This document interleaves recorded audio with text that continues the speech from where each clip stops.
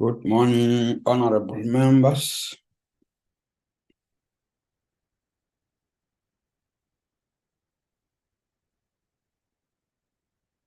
Good morning, honorable members. Recording in progress. Morning, Chair.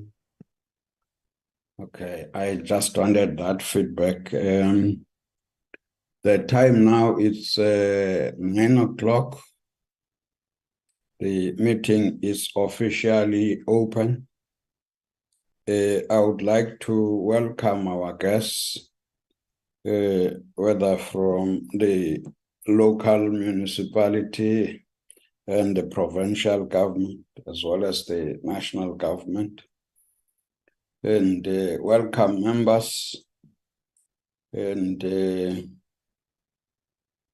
indicate that the meeting itself, its agenda is discussion of the petition from residents of Marikana, informal settlement in the JB Marks Local Municipality, who are calling on the National Assembly to investigate the failure of local and provincial government to provide services. That's what we are about. And I would like to acknowledge the petitioners who informed. They are also in attendance. Honorable Seitlholo and Mr. Tekani, one of Marikana residents. So this is an opportunity for us to listen to yourselves. But let me start with the formalities. Portfolio Committee Secretary, any apologies? Good morning, Chairperson. Good morning, everybody. Yes, we received apologies from Honorable Cesar. He's been hospitalized. Honorable Opperman, she's attending another meeting. And then Honorable Groenewald will leave the meeting early due to another engagement. And then there's also an apology from Deputy Minister Burns Namashe that he's attending a prior commitment. Thank you, Chairperson. And sorry, before I switch off, we do form a quorum for the meeting. Thank you very much. You indicated that you are awaiting a list from the province. Is there anybody from the province?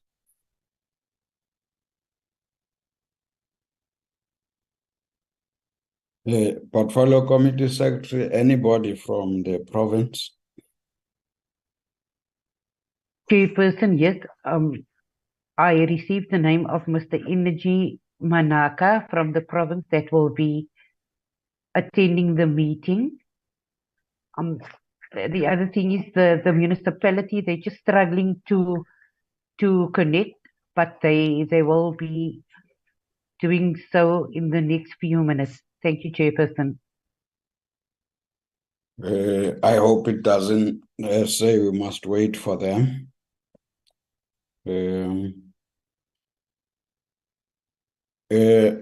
Honorable members, we would like to immediately allow the Honorable Seitlholo to introduce the subject.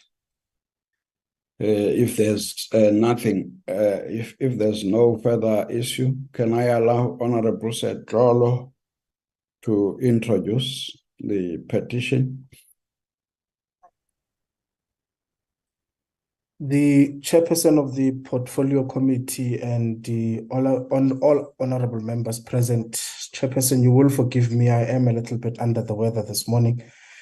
Chair, the presentation on the petition will be done by Mr. Thembisile Tekani, who is a community leader in Marikana, as per the report that has been submitted to the portfolio committee members. Mine was just to indicate that as members of parliament, we have a responsibility to make sure that we are able to include Parliament in all the challenges that have been faced by various communities across the country, particularly those that are dependent on municipal services that ought to be delivered accordingly.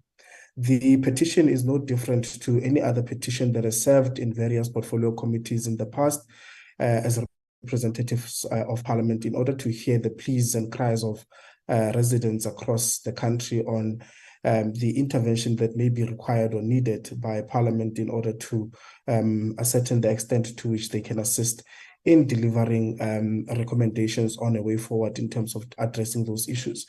Chairperson, through you, I would like to then give over to Mr. Tekane to then take over the presentation of the report, as well as include maybe other aspects within the report that may not be included in the written submission that we made through him to the portfolio committee members. Through you, Chair, I'd like to hand over to Mr. Tekane, and then I will just also then recuse myself a little bit from the meeting as I am also attending another engagement in the Department of Public Works and Infrastructure.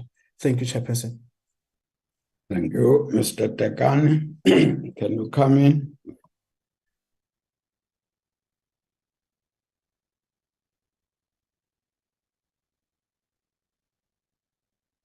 Is Mr. Tekane able to come in? I've just checked with him, Chair. He did say that he was online. I'm not too sure whether he may have disappeared somewhere. I don't know. Let me just check with him.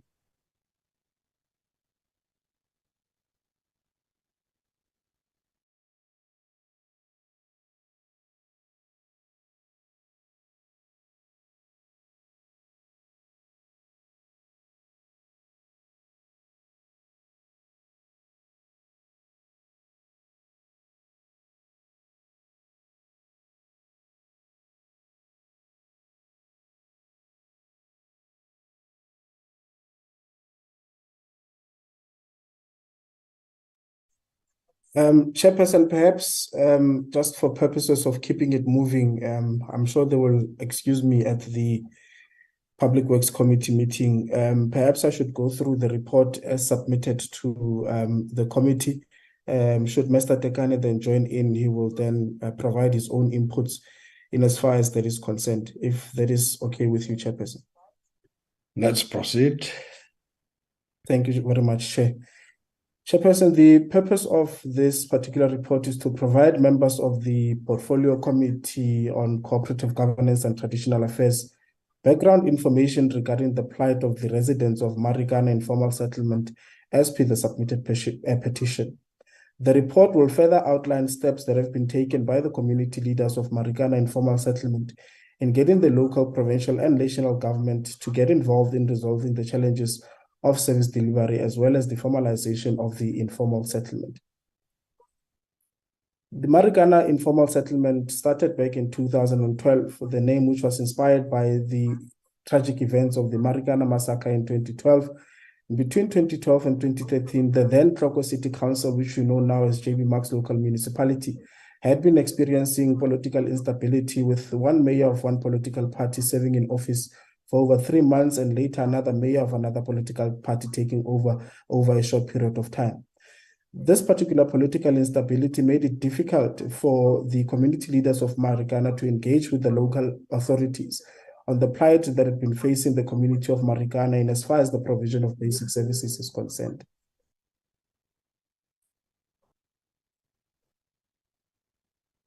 The political instability, in as far as this particular municipality at the time is concerned, continued until early 2004.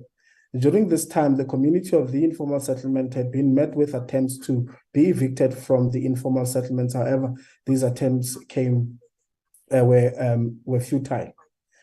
On October 2013, the Current Affairs Program on ENCA visited the community of Marikana to witness the community members who at the time were digging trenches of water, as well as the coverage on the expansion of the Marikana through what they had coined the do-it-yourself initiative, which also saw the community creating their own access road, clearing up dumping sites, as well as subdividing shacks or stands to avoid overcrowding and congestion.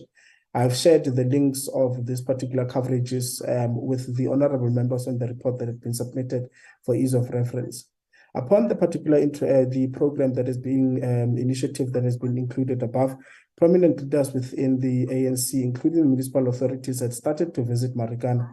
This was due to the already ongoing do-it-yourself program, including the continued protest action by community members demanding service delivery. The particular link to that particular YouTube clip is also included there. Between 2012 and 2013, there had been extensive coverage of service delivery issues in Marikana informal settlement. And in 2014, a security company by the name of MEG was allegedly appointed by the municipality. This particular security company had harassed and terrorized the community of Marikana and other sections of the informal settlement. The security company would break people's checks without eviction orders or any letter from the then local municipality rather. Community members would see vans or buggies full of people wearing army-like clothing, carrying rubber bullets, and they would proceed to break down people's checks. The community leaders of Marikana confronted and raised these issues with the municipal officials as well as the then executive mayor, and they would deny any knowledge of security company having been appointed by the municipality to undertake such actions within the informal settlement. The issue of the security company was also raised with the South African Human Rights Commission, as will be detailed below, or as detailed below on this particular report.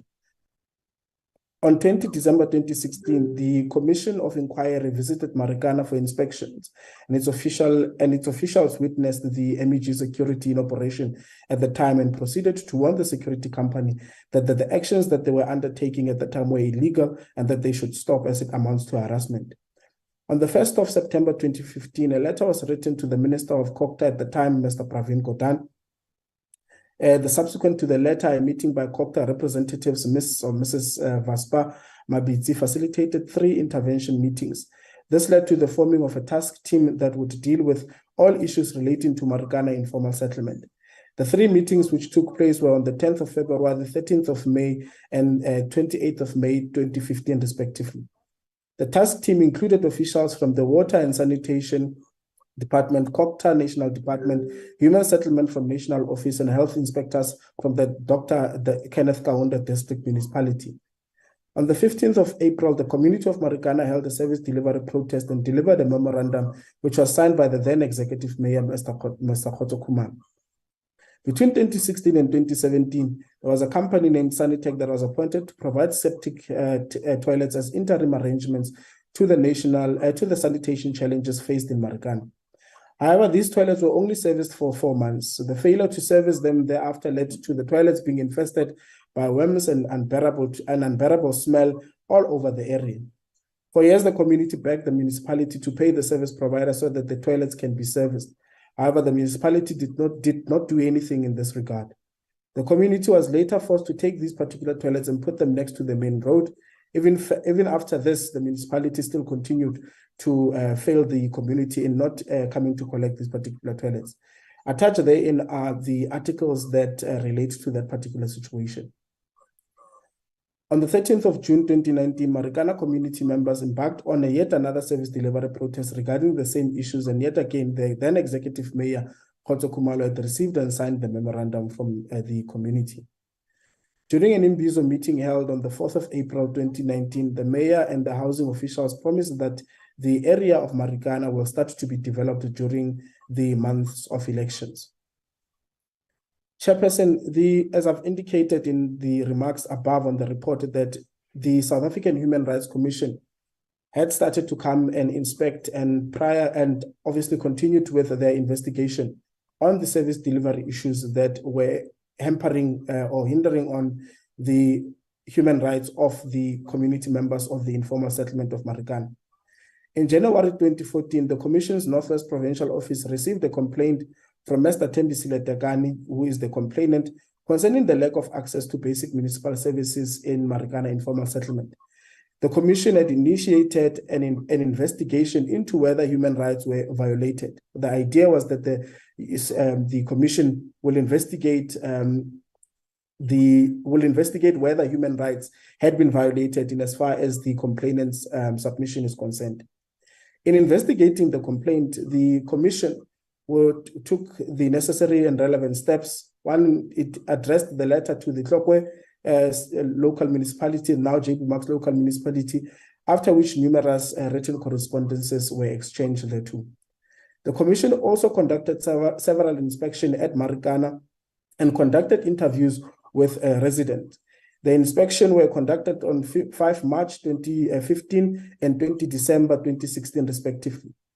Several meetings were held between the municipality, the Commission, and the complainant. During the investigation, the complainant informed the Commission that the majority of residents of Marikana wanted the municipality to upgrade Marikana through the implementation of the upgrading of informal settlements program, that is the UISSP. The Commission exercised its power in terms of Section 14 of the South African Human Rights Commission and facilitated the process of mediation between the municipality and the complainants, which was held on the 21st of July 2017. On the 21st of July 2017, a settlement agreement was concluded between the municipality and the complainant, in terms of which the following was agreed upon. And that is, the municipality was required to inspect a portion of Marikana that was not dolomitic in order to determine how households could be established and how long it would take to formalize the same area. The formalization was to be completed within 12 months from the period of 21 July 2017. In this respect, the formalization would need to be done on the 12th of July 2018. The municipality was required to obtain a second opinion in respect of the dolomitic report from the Council of Geoscience within 6 months from 12th July to 2017. Upon receipt of the report from the Council of Geoscience, the municipality was required to decide whether to formalize the remaining portion of Marikana. If determined that the remaining portion of Marikana could be formalized on 22 December, tied with the settlement agreement by furnishing a copy of the particular report. Pursuant to this, several email correspondences were exchanged. On the 7th of February 2018, the municipality submitted the resolution of its council and a progress report, in terms of which it was stated that the dolomitic report would be furnished to the Commission by 27 February 2018. On 28 November 2018, the municipality provided a progress report to the Commission, in terms of which it recommended that, one, the council must subdivide and formalize non-dolomitic land occupied by the residents of Marikana and be incorporated into the underway township development, that is portion 448 of town and townlands 435 IQ.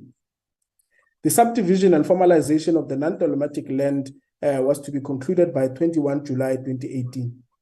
The township in Promosa Extension 4 was to be used to address and accommodate Marikana residents, but as it stands, the area is occupied by other people and not those of Marikana informal settlement.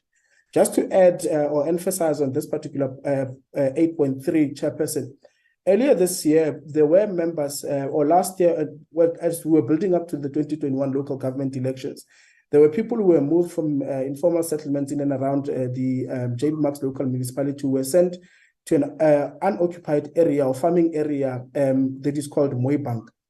That area is owned by, I believe, that one of the national departments, and there was a court case that ensued at the Mahikeng High Court in as far as that particular order was concerned. And those particular people who were moved to that particular land were then moved earlier this year to the area in question, that is the development of portion 448 of town and townlands 435 IQ. That is now the new township that is in Promosa Extension 4, which was to be used to accommodate Marikana residents. But as indicated, those particular stands are not occupied by the people of Marikana, but are rather occupied by those people who were evicted through a court order from the Mooibank area to that particular area as we speak. The subdivision and formalization of the non-dolomitic land was supposed to be twinned with a park in Extension 3 Promosa. To date, the community is still waiting for the formalization and subdivision of this to be done. The Dolomite Outcome Report was to be provided to the South African Human Rights Commission. The report is available but not used to fast-track and resolve the issue of Marikana informal settlement. The second opinion from the DRMS shall not be feasible as per the advice of the Council for Geoscience. On 25 June 2018, another meeting took place between the Commission, the municipality, and the complainant. The municipality kept on misleading and undermining the particular Chapter 9 institution in as far as the South African Human Rights Commission is concerned. On 6 December 2018, the complainant bemoaned the lack of progress in the matter. He pointed out that the residents of Marikana have been awaiting redress since 2014 to no avail. During a telephone conversation, the complainant advised the Commission that the municipality had failed to comply with the terms of the settlement agreement and implored the Commission to resort to using its adversarial powers. In particular, the complainant requested that the Commission institute illegal proceedings to compel the municipality to take steps to upgrade Marikana in terms of the UISP. On 19 December 2018, the Commission conducted another inspection at Marikana in order to take further instructions from the complainant. The complainant reiterated at that time that the municipality had failed to comply with the settlement agreement and previous undertakings, and that the municipality does not provide basic services to the residents of Marikana, and that issues were raised about the veracity of the existence of the dolomite in the area. Pointed out that there are other established townships near Marikana, those ones that are called by pay or rather informal settlement, which is adjacent to the base of the South African National Defence Force and Veteran Hospital. There are also businesses in the area. Therefore, the question was raised as to why the small piece of land in which Marikana informal settlement is affected only by dolomite. It was stated by the complainant at the time that the issue of whether Marikana should be upgraded should be done within the scope and ambit of the UISP, which provides guidance on such issues. Marikana is home to approximately over 4,000 people living in approximately 1,800 households. It was established, as I indicated above, in 2012. It is situated on a piece of land near Promosa and Potchefstroom. It is situated within 20 meters from an established section of Promosa called Bramfisher or Baipei. The RDP house in Baipei were built between 2008 and 2010 before the establishment of Marikana. Bramfisher 2 was an informal settlement before it was upgraded to a formal settlement between 2000 and 2003. The residents have no access to basic municipal services in Marikana and as such rely on makeshift water supply connections and hand-dug pit latrines.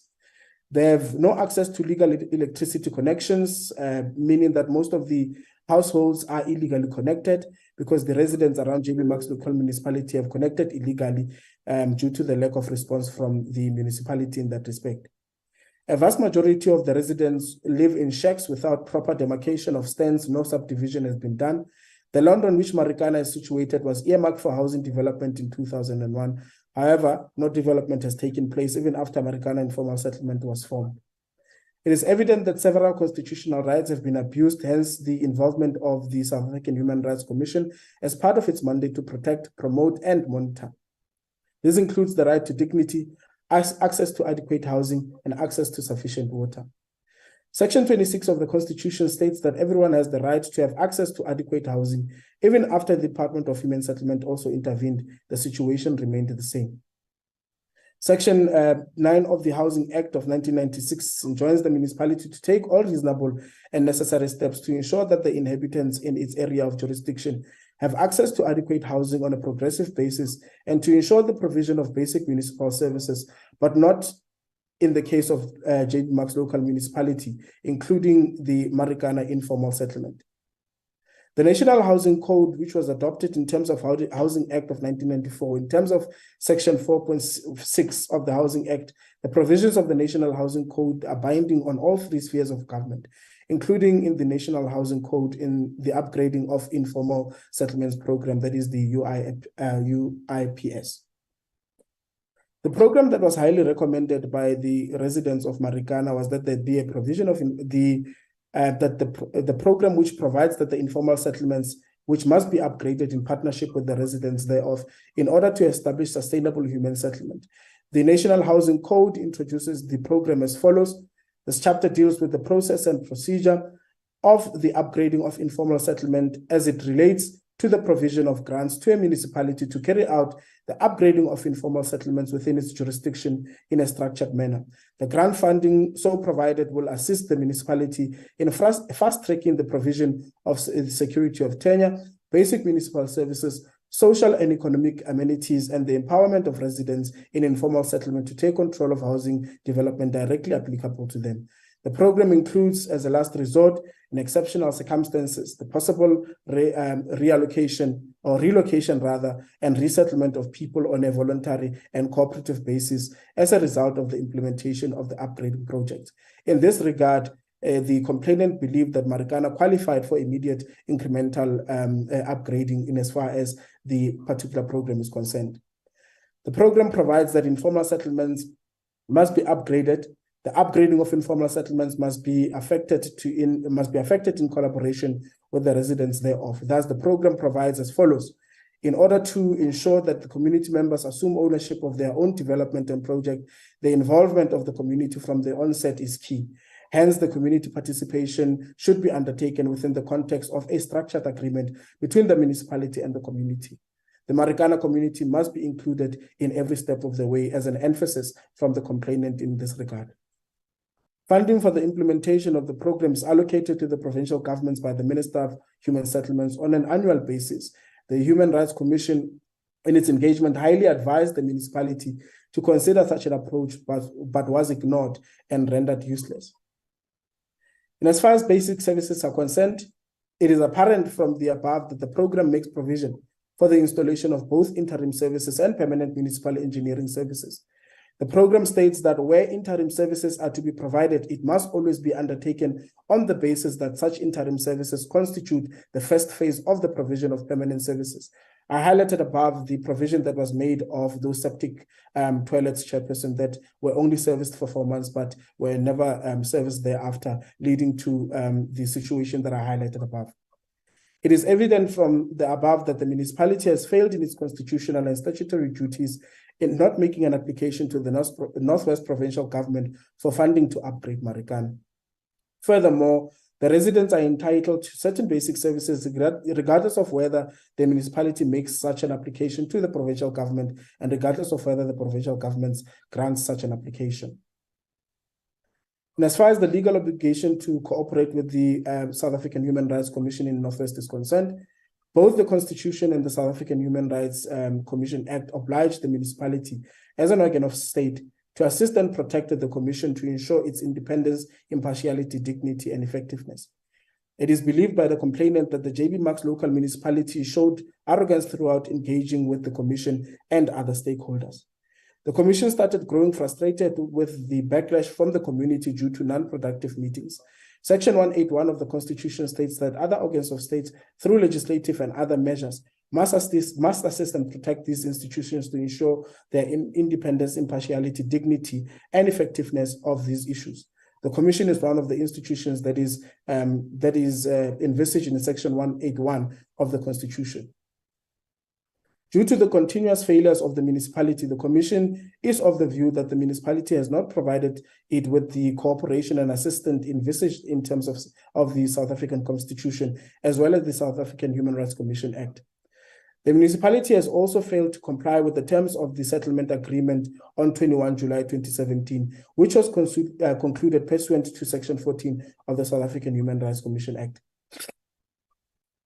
In the circumstance, the Commission hereby required the municipality to respond to the following issues no later than 22 March 2019, and that is, what measures has the municipality taken or intends to take to ensure compliance with the settlement agreement of 21 July 2017?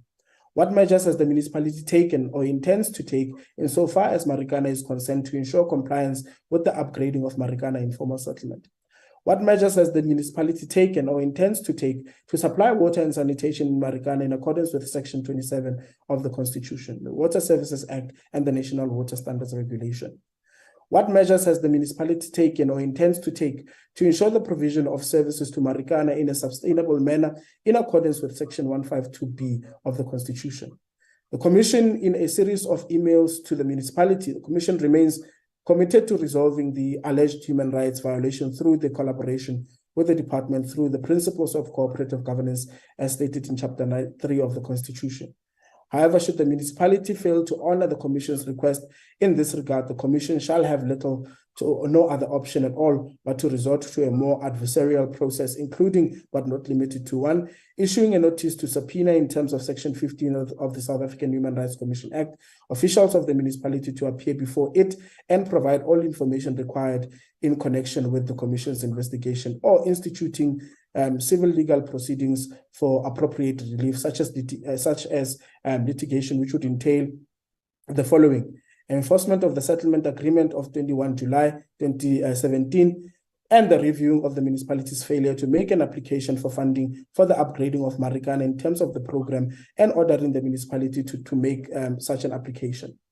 The Higher Court in Johannesburg at the time had found the City of Johannesburg refusal to take decision to act in terms of the UISP was unlawful and in breach of the applicable statutory framework for upgrading informal settlement. That is just as a reference of case law in as far as what could be the potential outcome should the Commission take the steps of litigation towards the now JB Marks Local Municipality.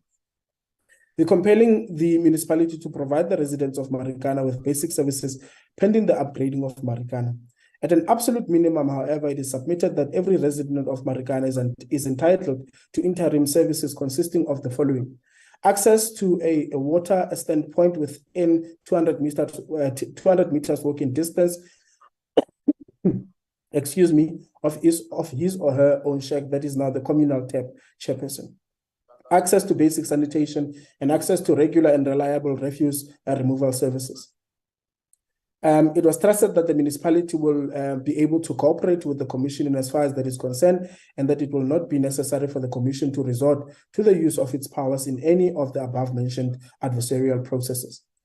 Despite the outlined actions above, including a formal investigation by the South African Human Rights Commission, as it indicated, the situation in Marikana informal settlement remains as dire as when the informal settlement started back in 2012.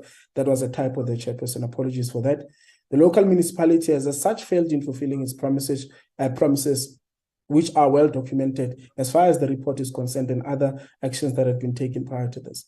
It is with the above that the community of Marikana now seeks the assistance of the National Assembly through the Portfolio Committee of Cooperative Governance and Traditional Affairs to address the long-standing issues of Marikana informal settlement in the now JB Marks Local Municipality. Chairperson, that is the report as submitted to the Portfolio Committee members. I had hoped that Mr. Thembisile Tekane, as the complainant and as the writer of the report, would have been able to take the committee through some of the things which may not be outlined in this particular report. But Chairperson, I think it is clear and need to emphasize the point that action has been taken. There had been investigations that had been undertaken, and there were recommendations that had been made. But unfortunately, whilst there are agreements that are in place, the informal settlement that is Marikana still remains as is to date, with no action that had been taken, despite the involvement of the Chapter 9 institution, that is the South African Human Rights Commission here in the Northwest. And that is all that I will submit to the Portfolio Committee Chairperson at this time. And I would like to thank the Portfolio Committee members and yourself for the time given to be able to go through the presentation as submitted to the Portfolio Committee members. I thank you, Chairperson. Thank you very much, Honorable. I'm sure the complainant, Mr. Tekane, would be able to help as we move forward. Normally, as all of us know, Parliament members are representatives of the people. So if people are asking questions, we should be the ones who actually lead that. It is our responsibility to oversight actions or non-actions of the executive. And in this context, the executive would reside with the council, the provincial government, and the national government. So we will now allow the local municipality, JB Marks, Mayor, Councillor Kele, if he has joined, I would allow him to give us a picture of how are they dealing with this matter, how are they responding.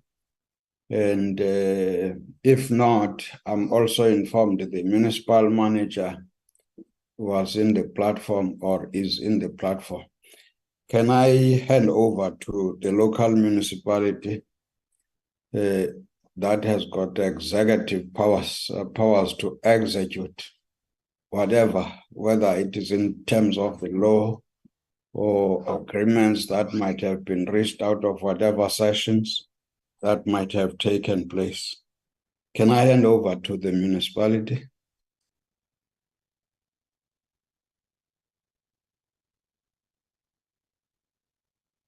Mayor? Thank you, Honorable Chair and Honorable Committee members. Good morning, and the colleagues joined in this meeting. My name is Komoto Kumbe. I'm the municipal manager of JB Marks Local Municipality. Maybe I should switch the video on. Yes, that helps us. Okay.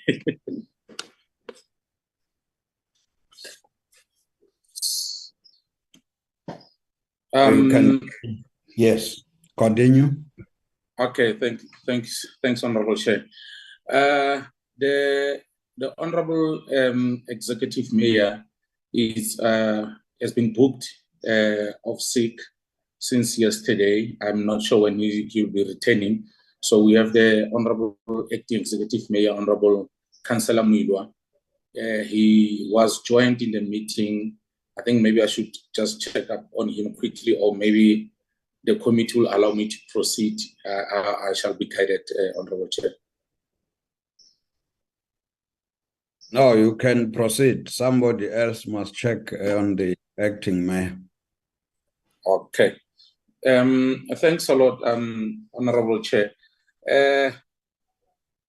We did consider the matter from the community of Marikana, and as soon as we got the report actually of the sitting of the portfolio committee, we then quickly went back and then revised or reviewed the documents that are at our disposal.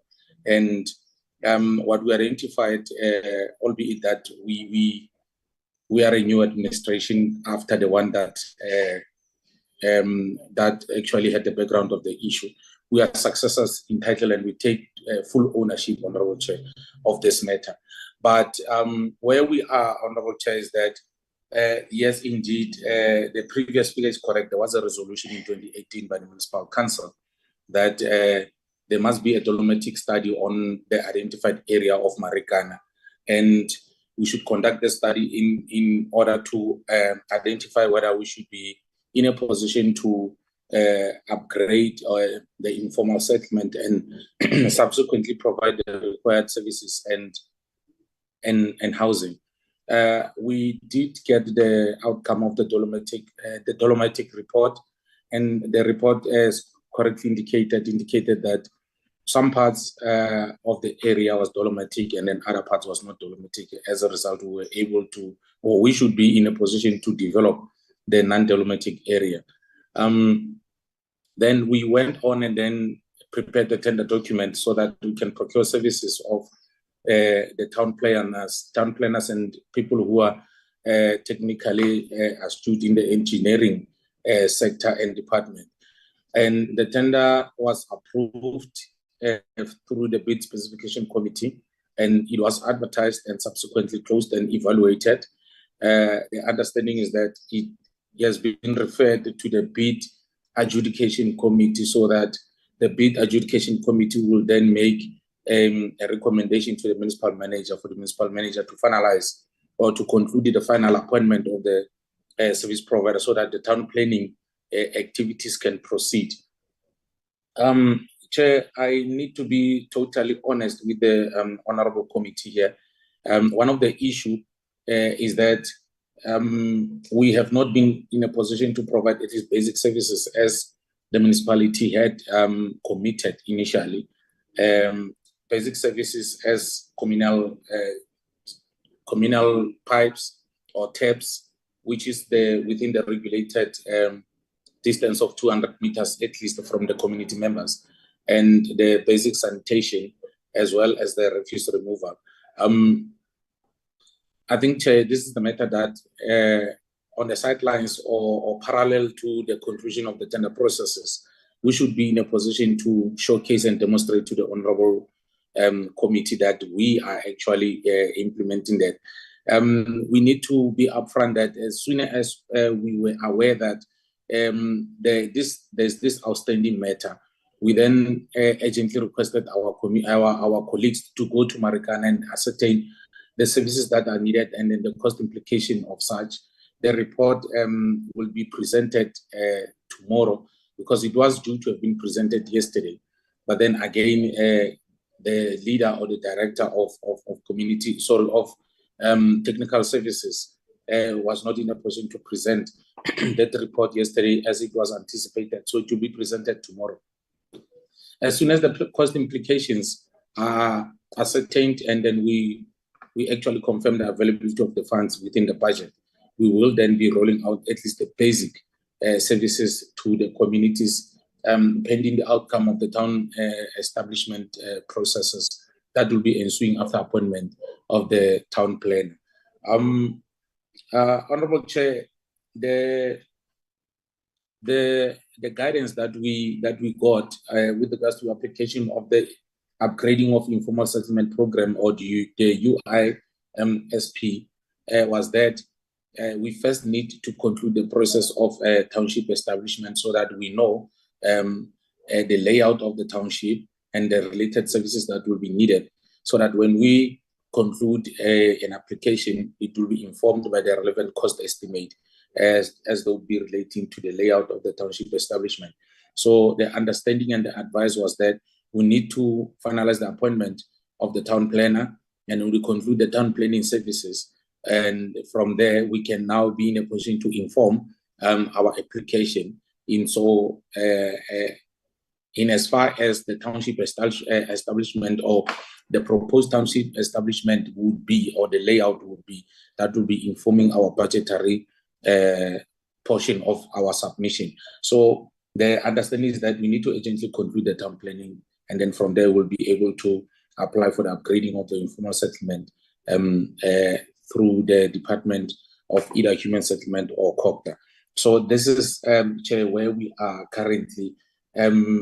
We really need to profusely apologize on behalf of the municipality, because the report paints a bleak picture, and it suggests that we have reneged on so many of the commitments that we had made and concessions that we had made with the Human Rights Commission. And as the municipality, actually, we are here to serve our people, and we profusely apologize for having actually not delivered as we had committed as the municipality. That is the brief background of the status quo, Chair. Thank you so much. Thank you very much. We will now move to the second authority with executive powers, who are supposed to support the municipality, which is Cooperative at the level of the province. I was given the name of the person who will represent Cooperative, who was said to be a manager. Can I hand over to you, sir, to complete the picture of the executive? How are you supporting the municipality or responding? Over to you.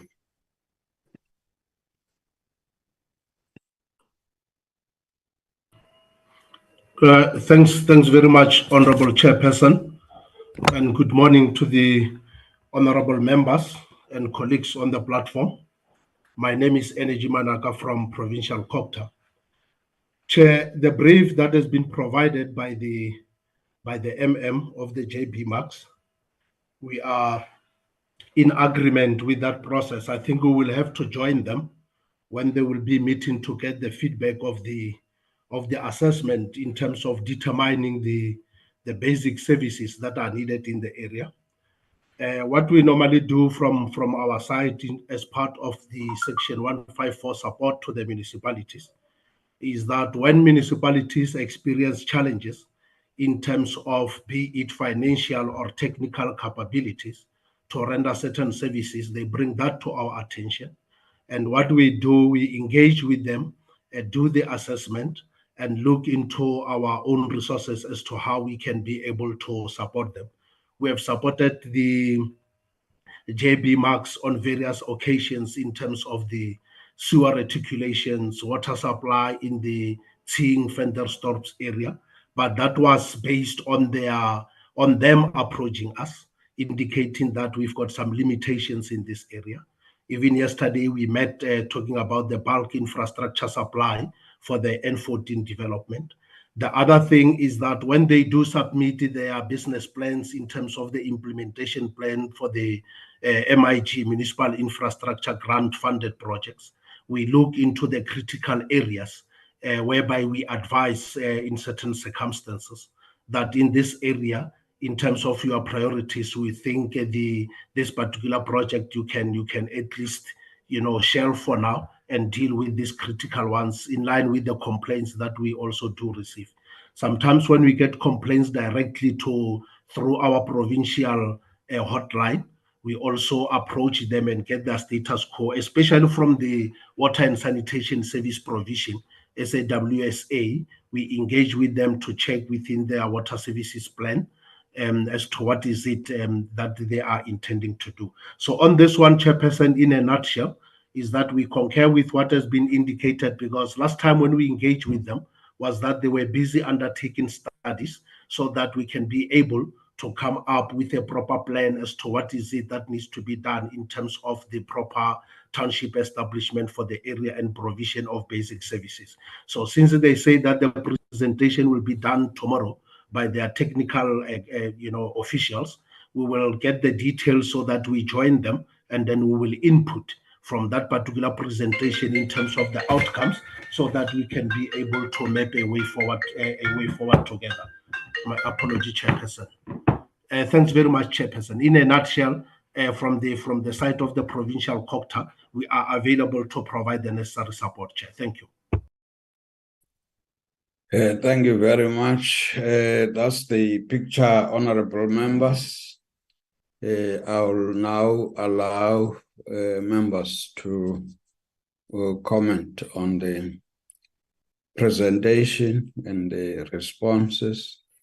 The first honorable hand is Honorable Smale, followed by Honorable Space.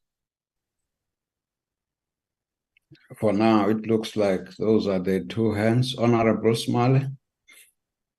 Honorable Chair, when you listen to the broad comments of the Provincial Department of COCTA, Minister Manaka, one thing is clear, that the municipality has not as yet approached the department and has not yet reached out to the department around financial and technical matters. And this is concerning, because if the national minister of then in 2015, Minister Gordon then, and various other reports that were tabled in 2018-19 required certain actions, which seems to be only being tabled tomorrow at an operational aspect. I don't find an apology of the municipal manager to say that we are refusally apologized for the delay, because even the Human Rights Commission made very strong recommendations, and it is in that light that even the appointment of a service provider that is going to do the technical expertise of to do the final town establishment that is going to cost money. So I'm asking, so questions to either the municipal manager or to Cooperative is to say, from a funding perspective, right now where we are, is from which budget or from which funding source is the funding going to be available or being drawn from to finalize the town establishment? Secondly, what are your actual timeframes around this project? So you've got a timeline to roll that out. Although that you are putting your technical report out tomorrow, I'm sure that you can talk around some of those town plans or those timelines. On this Marikana project, through the Section 154 support, what actual written communication, if we ask for actual written communication or actual support on this to provincial Cooperative, so what actual communication up to date has been approached towards the Department of Cooperative? The identifying of beneficiaries and the drawn up list of credible beneficiaries within the Marikana context, because I heard the previous honorable member speaking when people were removed, other beneficiaries were received the beneficiaries of the land removal. So is there a list of actual beneficiaries that has been vetted, that has been prioritized according towards possible household income, number of personnel, that they, according to a specific criteria, that as you roll out the program, that is being done through your IDP? What formal communication has been done with the community with reference to the rollout of the project? And fourthly, the issue around the refuse removal, supplying water, as per some of the previous settlement agreements. What has stopped the municipality in actually doing it? Because haven't you got refuse removal? Haven't you got access to be able to put temporary water facilities there for people? What is stopping you as a municipality to do that? Chairperson, and I would very much like if some of the timelines cannot be brought out, that I would expect that some sort of a written submission also being made on behalf of the municipality to the portfolio committee, that some of the issues that are being said can be verified in this regard. And municipal manager, so how long have you been a municipal manager in that municipality? I'm just trying to understand your overlapping of events with certain commitments that has been made with either previous National Cooperative, previous Human Rights Commission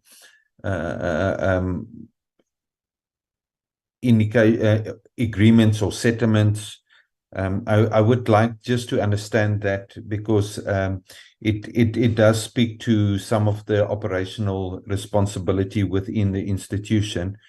I just would like that. And then to my last question to the provincial Cooperative, has there been any business applications for grant funding of any sort that is pending a sort of another approval, or pending a process that is currently before Cooperative with reference to the subject that we are speaking on? I understand your previous commitments or support towards JB Marks in the past, but more specifically towards the Marikana and the issues. Are there any business plans or proposals for financial support as we speak today on your table?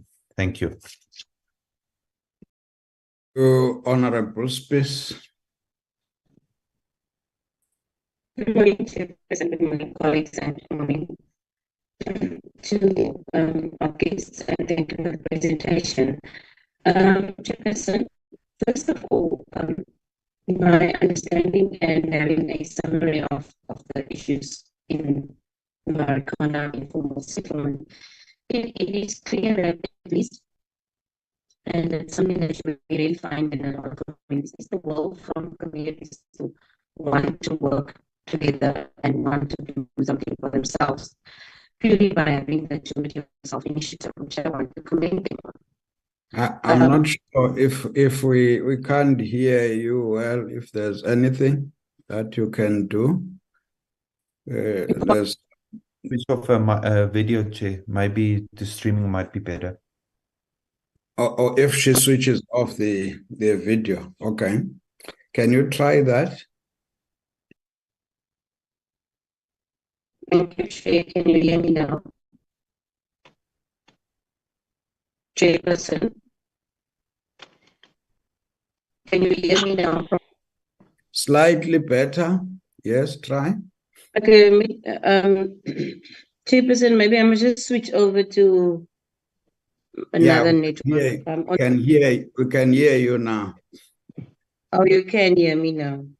Yes, please. Okay, first of all, I'll start from the beginning, is that if I listen to the presentation and the summary of the events, it's clear that the petitioners and the community at large, at least a will from them to want to also assist and help themselves by the do-it-yourself initiative, which is, to me, commendable.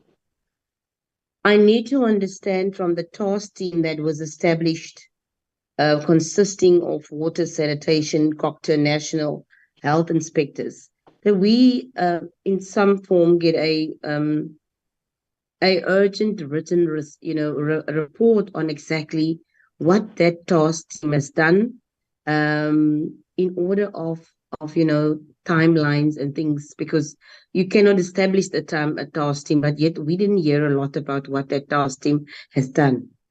In terms of the Department of Human Settlements, we have had at least some report back on that. And my concern that I want to raise, and the question that I want to ask Chair, is that in 2018, when that resolution was taken to do a dolomitic study, once that dolomitic study's results came out, it was said by the gentleman that the non-dolomitic area could be developed. Then a tender was approved. Then the tender was adjudicated. I want to understand what was the timelines and timeframes of that whole process since the resolution was taken, the results came out, and the tender was approved. I want to know how many, because I made sums and maybe my sums are totally wrong in terms of years and timelines, and I need to understand. And if it's so that it is taking that long, I want to understand what is the obstacles in that regard that takes them so long.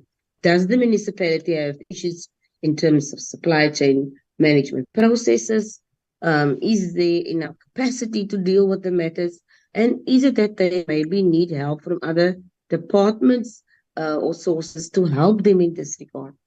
Coupled to that, and I think it was also covered by our Honorable Smaller, I want to understand what other funding mechanisms have been explored by the municipality in order to assist them in the instance of them not having enough funds to assist the community. Budgetary provisions made, for instance, in the budget that has just been approved in May, I want to understand from the municipality, what is it that they have been, what has been approved in the budget towards this project. Chairperson, then on the UISP program, I think there is a lot that can be done within that particular program when it comes to human settlement. We are talking about 1,800 households. We are talking about a plans that have been put on the table for development prior to what I assume is the 2021 elections. And I want to know, again, what has happened to that development? Has it been shelved or parked? Where is it? And I think what we need out of this, like we've done with other petitioners, Chair, is we need to have a clear action plan given to us in no less than 7 days, even less, for us to know what is it that is going to be done. Not we think, we plan, we need to know what is going to be done, what has been implemented. And lastly, I need to understand what is the form of communication between the petitioners and this particular community at large when it comes to the issues, the petitions, the protests, the requests for meetings. What is the mode of communication? What is the frequency of that communication so that the petitioners or the community is kept abroad, on board of what is happening in terms of the issues and that it is actually receiving the necessary attention. Thank you. Thank you, Honorable Sma, Honorable Space, Honorable Mbumza. Thanks, Jefferson, and good morning to you, Chair, the honorable members, and the leadership from the municipality and COCTA in the province. Chair, I have been battled by the network. When the COCTA person was presenting, I missed him. From the start, Chair, given that this particular time we're considering this petition from the Marikana community, a petition which had been submitted some time along, and then it's a shame on the part of the municipal manager who was just coming in now responding to this petition. I find it very shameful and very difficult to understand. In my own village, they would say that this MM was actually chewing water, or else he is actually milking a bull, because his response is actually saying nothing. After so long, could I understand that having received the report from the Council of Geoscience, clearing that particular settlement that is not a threat to dolomitic problems, that they had gone to tender? What has happened up to now that nothing has actually, no services had been rendered to the residents of Marikana? Why is it has taken so long for this particular municipality to render such a service?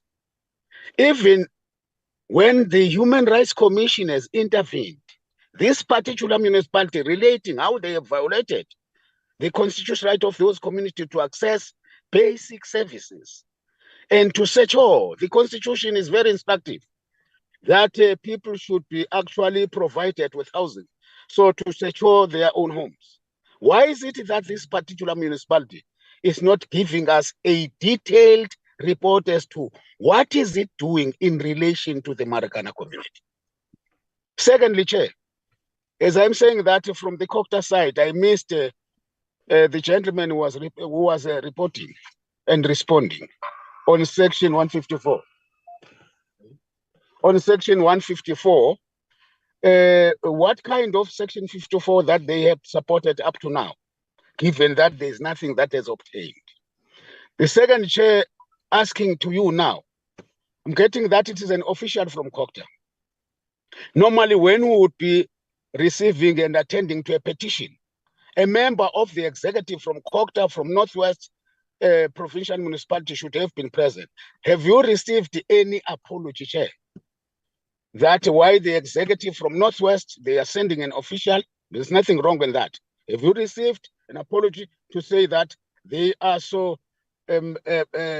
seized with other tasks that the member of the executive from Cooperative could not be part of the meeting? Thanks, Chair. Thank you. Then there's this number. It's not identified, but there's a hand. Can I allow you number 956? Yes, Chair. Good Yeah. morning. My name is JB Marks, the community representative from Marikana. Sorry, I struggled to log on earlier on. You are Tembisil. Yes, the Kali. Oh, okay. Oh, that man who could not come. Okay. Yes. Yes, chairperson and the committee and everyone who's joined the meeting. It must be noted that here we are dealing with a very stubborn municipality. I'm very disappointed that we are dealing with an MM who's got a month or two who has just assumed the responsibilities. The good thing about the residents of Marikana, they've been part and engaging the municipality and also putting forward possible solutions to the area in order to assist the municipality to develop the area. When we started with the DIY, do it yourself initiative, we did a layout, sort of an example of how we'd like to partner with them and also to contribute to whatever shortcomings they had. In a way, Chair, we were leading our own development. We only needed the municipality to partner with us. We started to demarcate the shacks so that we avoid overcrowding. Then the municipality on the other hand, they started Extension 4 saying they will not be beat by a community who does not have any profession. That's how the Extension 4 issue came up. And I think there was some sort of contestation of ideas or whatever, but remember, we're just a community, we're trying to make life simple for ourselves. Then later on, the project stopped because there were explosives that were found there.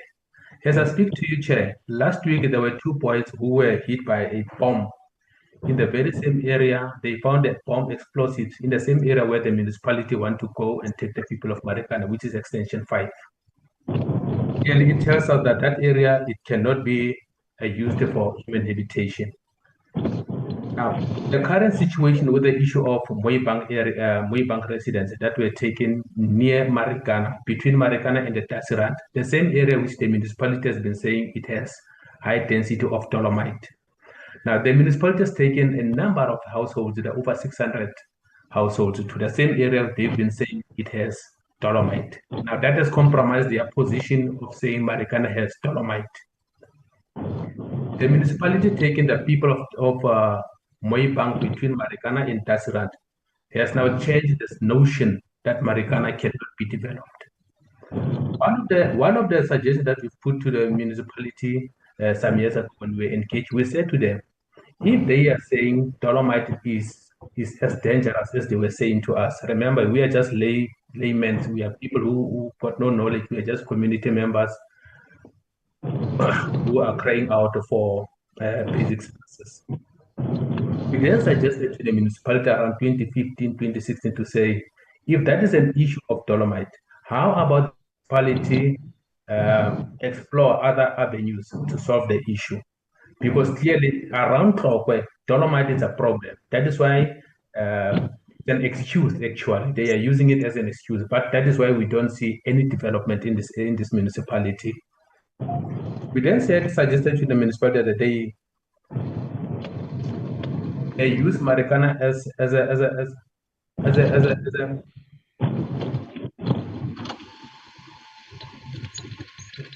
I hear some noise there. As a semi-village. Maybe that could also assist so that we can fast track the present. Thank you, Chairperson. What's that? Okay, thank you, Chairperson. Honorable Mumza, you are disturbing the speaker. Continue.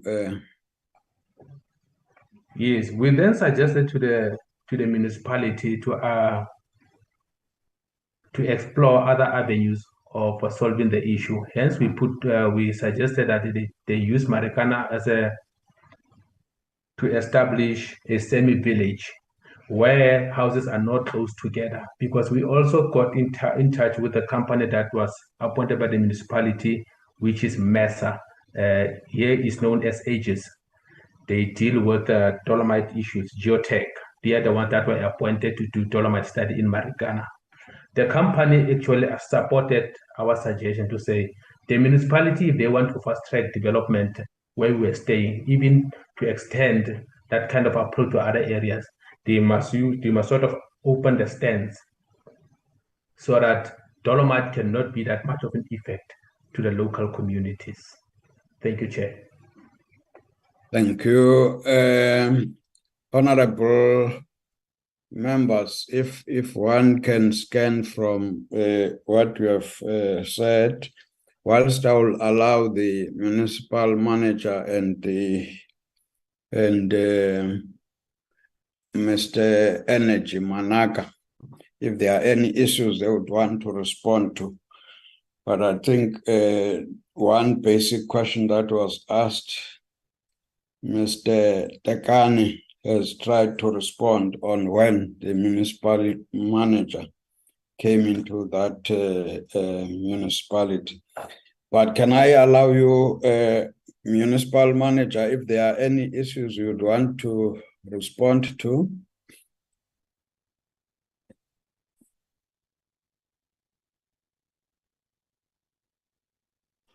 Thank you, Chair, and thank you to all honorable members for the questions and inputs, and to Ndate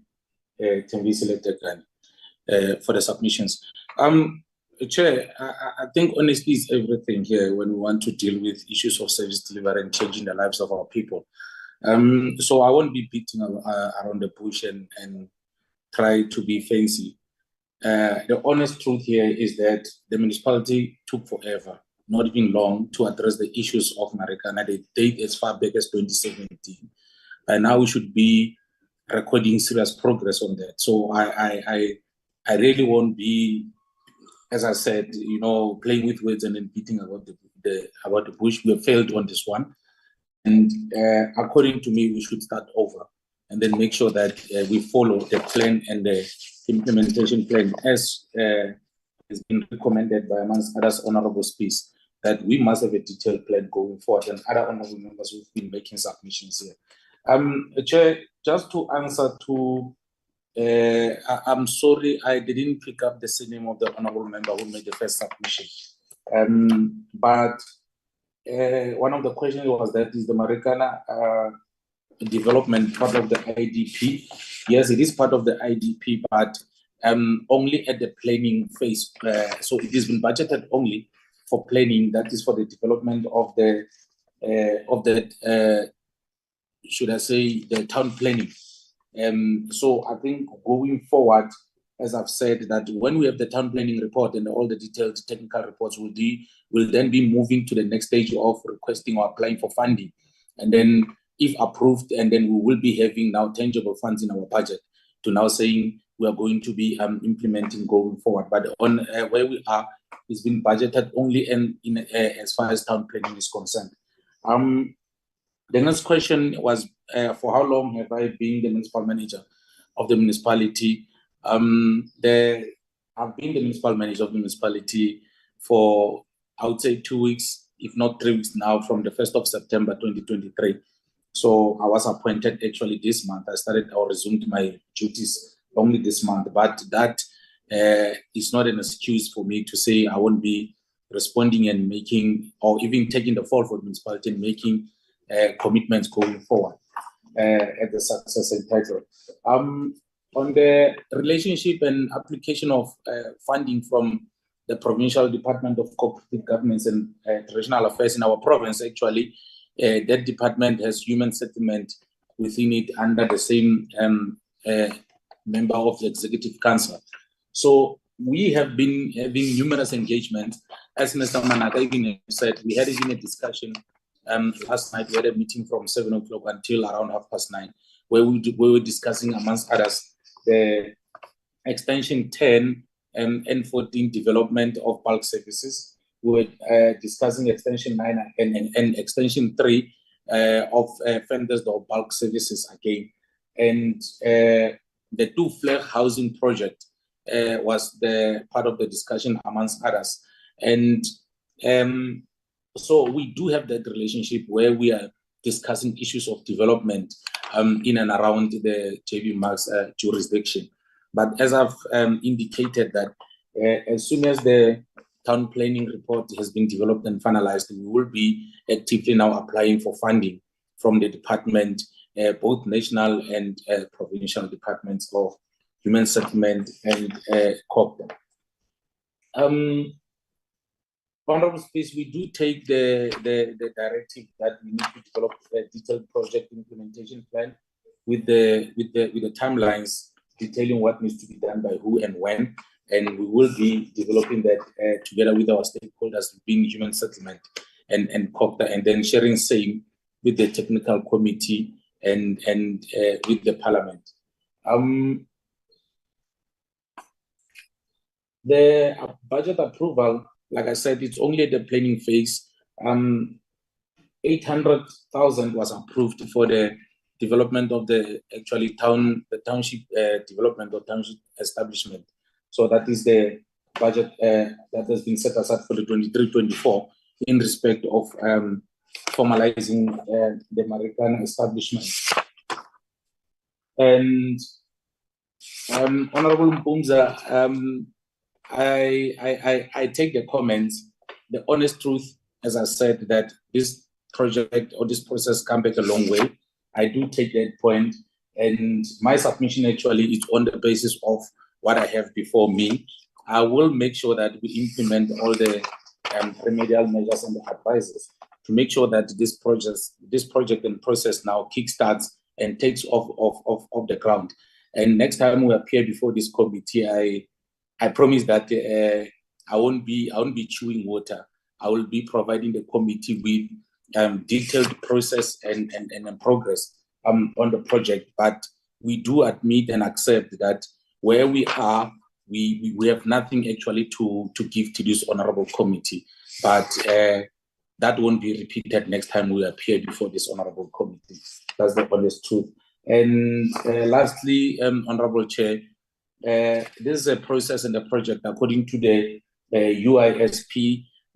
We have Ntate and other community members as active players in the committee, and I do commit that we will be making contact and then from there restarting the process of engagement to make sure that we gain traction in implementing this process. And then, as I've promised, the next time we appear before this committee, it won't be us and them, it will be the whole committee now presenting the progress insofar as the upgrading of the Marikana informal settlement is concerned. That is all we have to say from the JB Marks Local Municipality. Thank you so much, Chair and honorable members. Thank you very much. Can we allow Mr. Manaka?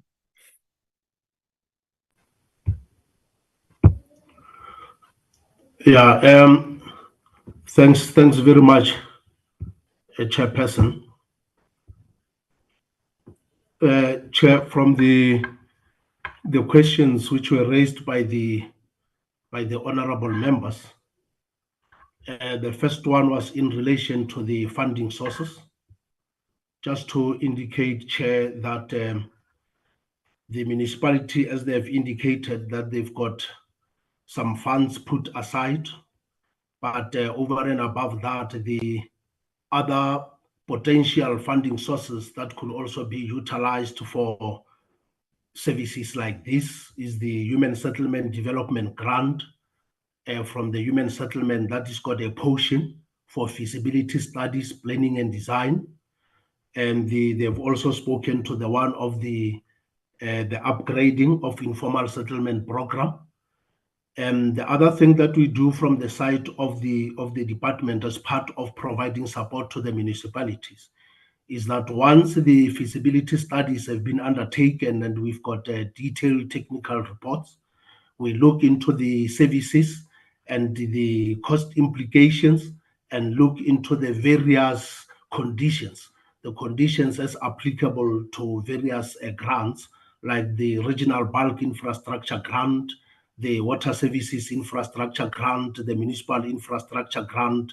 If it is for the bulk services, we look as to which grant will be more applicable, with also the limitations in terms of the amount and the other conditions, and also for the internal services, internal reticulations as well. So we normally engage with municipalities after they have undertaken the feasibility studies, so that we advise and we provide that support throughout the whole application processes. We also serve in a number of technical review committees with the depending on the sector. In this case, it will be more on the human settlement as well as the water and sanitation department. We serve part in those technical committees.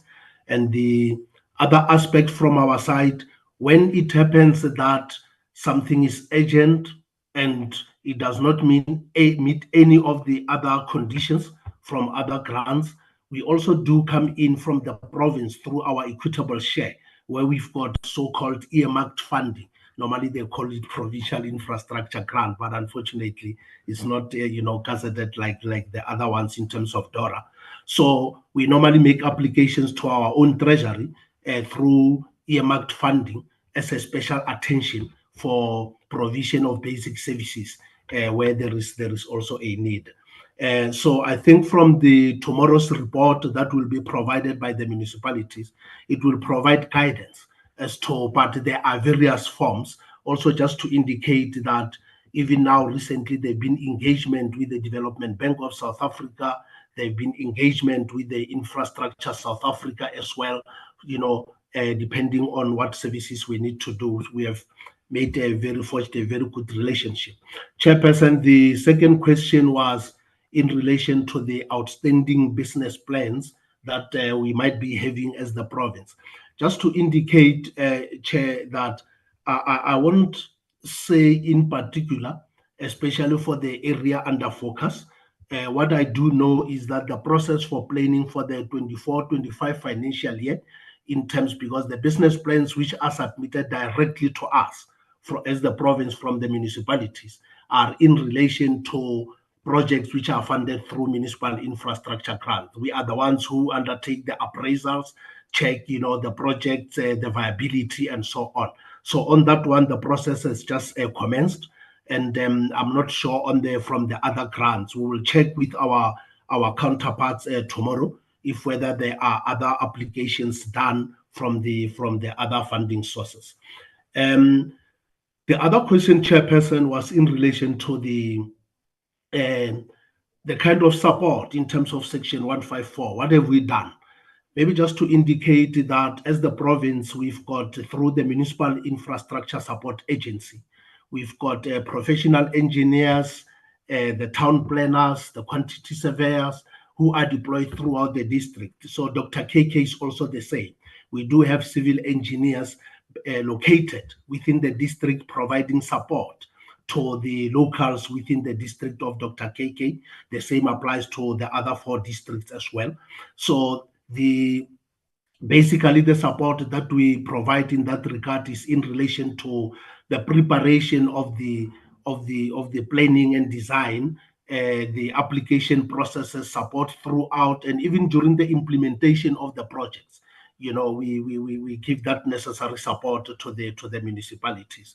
And in this case, as I've indicated also, that previously when there were some challenges in terms of the VIP toilets, they wrote to us to say we need assistance. When there were challenges with some sewer pump stations, they also wrote to us, and we intervened, expeditiously, whereby we provided some funds. There was some upgrading of the I think there was also construction of the outfall sewer in the Ting areas as well.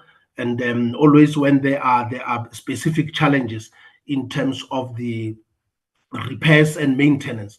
The other aspect is that we have also made provision in terms of the MIG allocations, that a specific amount can also be applied, and then we go and undertake the assessment appraisal, whereby there's some urgent operation and maintenance activities that needs to be undertaken. But we work closely with them, as indicated. Even last week, we were on site with the NCOP, where we were with the projects of the construction of the reservoir, and we have also undertaken some other gaps. We have advised the municipality what to do, and we have availed our colleagues to provide the necessary technical support. The last one, Chairperson, was in relation to the concern raised about the apology. Chairperson, allow me just to indicate that I was requested by the head of department to be part of this meeting. I got the invite from the HOD because they also have other commitments in Rustenburg. I'm not so certain at this stage if the Office of the Executive Authority in particular, they have received the invite. So I won't really speak on their behalf, but I would like to establish the facts with them first. But I know that if they were fully aware, I know our MEC is flexible, and we'll have sent somebody. But I'm not sure, Chairperson. I haven't received any information, and I'm not sure if they were fully aware of this meeting.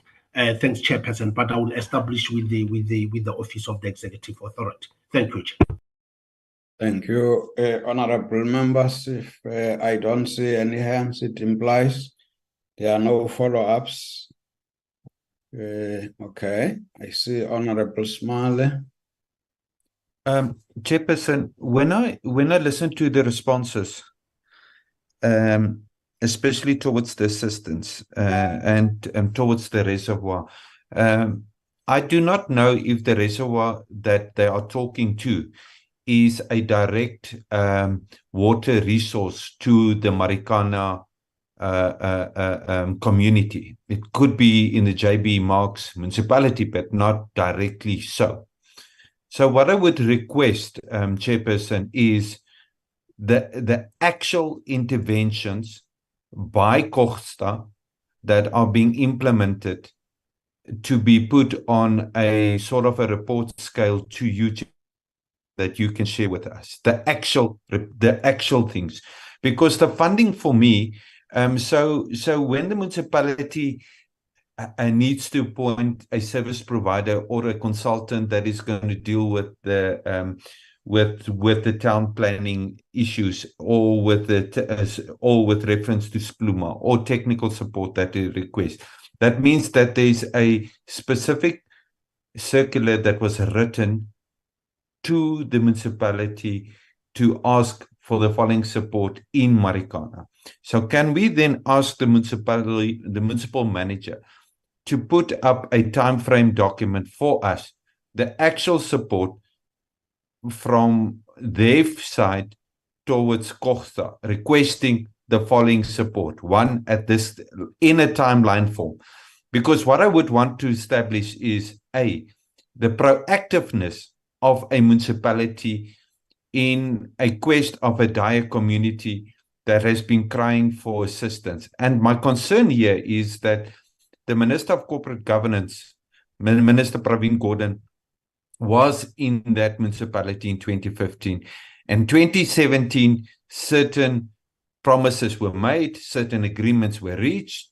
And Chairperson, the timeframes by both these two gentlemen will either indicate a municipality that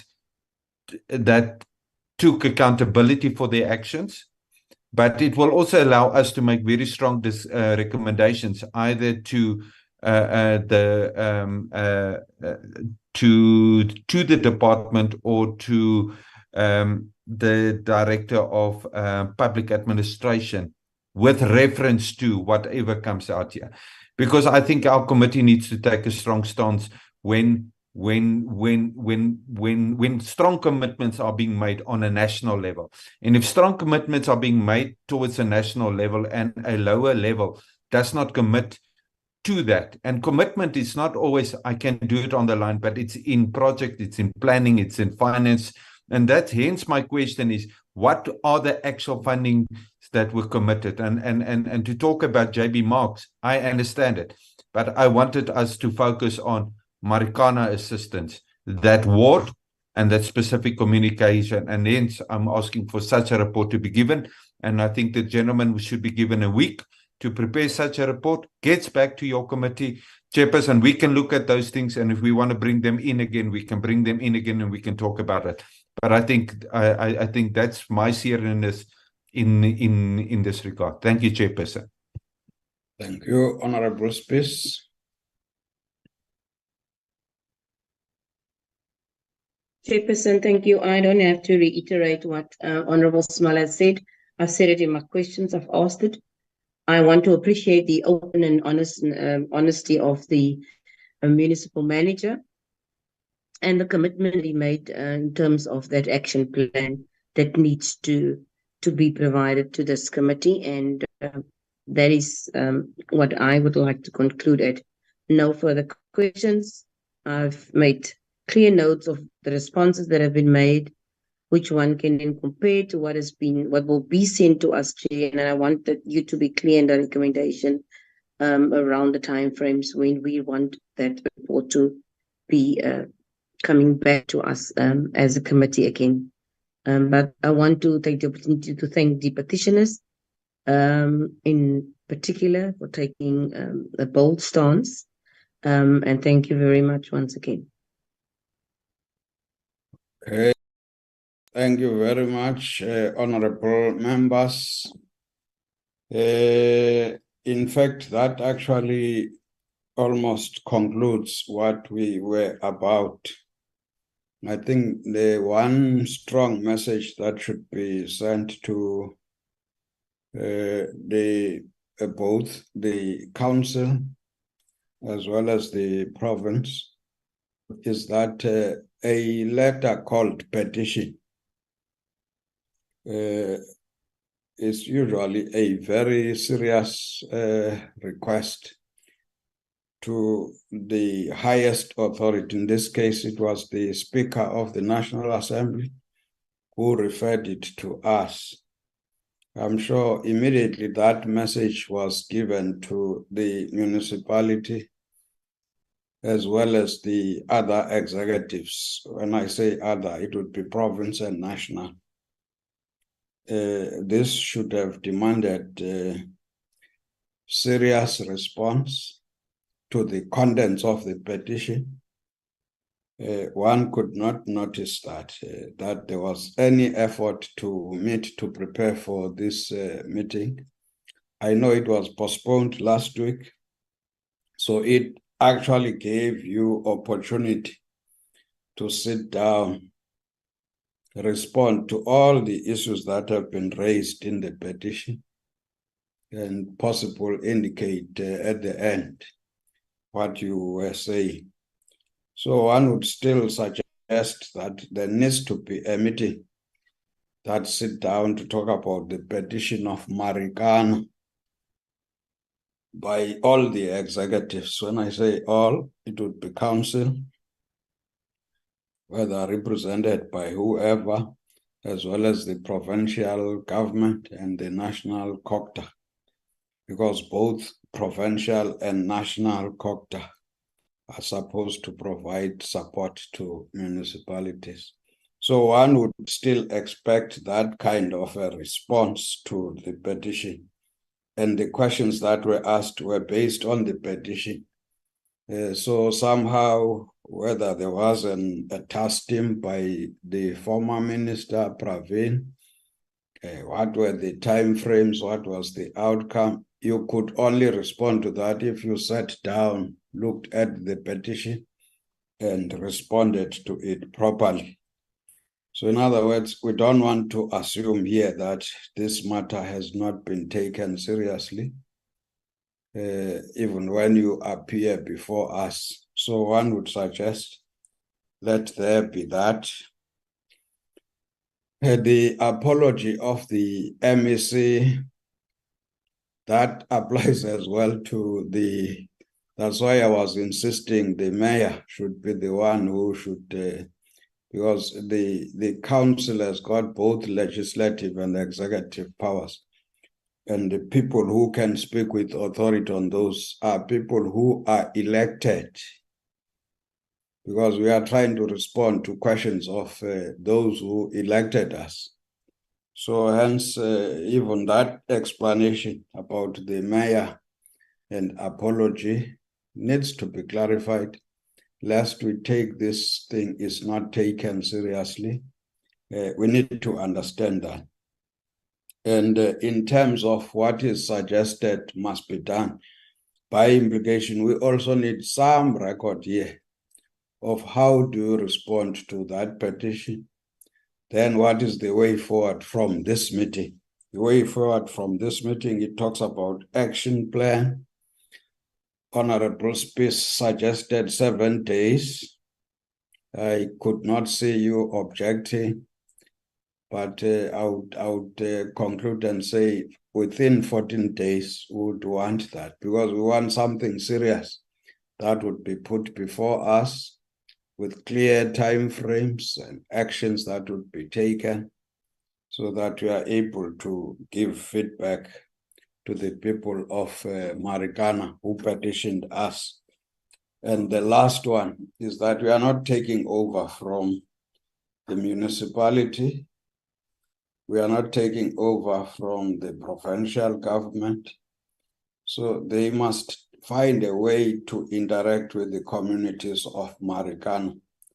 Some communication approach that begins to take on board the people of Marikana as to what is being done and what are the plans. So in other words, it doesn't mean that because they have appealed to the speaker, you stop being their authority at that level, and the issues raised with yourselves, they must be communicated back to the community.